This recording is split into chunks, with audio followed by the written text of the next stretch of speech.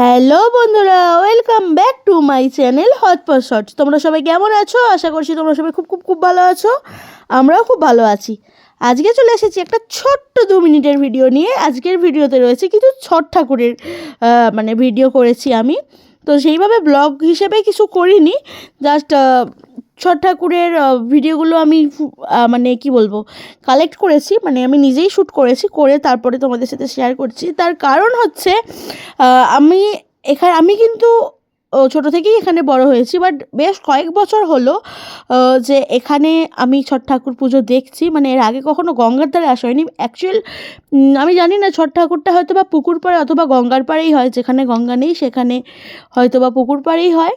তো সেই কারণে আমি যেহেতু ছোটো থেকে কখনো ছট পুজোর দিনকে আসা হয়নি কখনোই গঙ্গার ধারে, তো সেই কারণে আমারও দেখা হয়নি।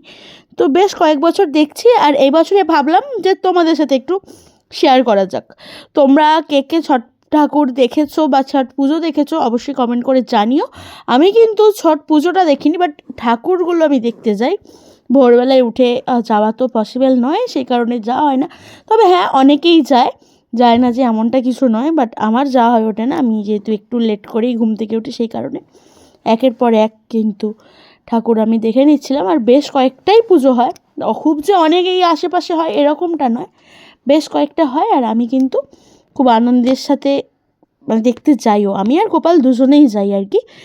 দোকান থেকে বাড়ি ফেরার পথে অমনি ঠাকুর কটা দেখে তারপরে বাড়ি ফিরছিলাম আর কি।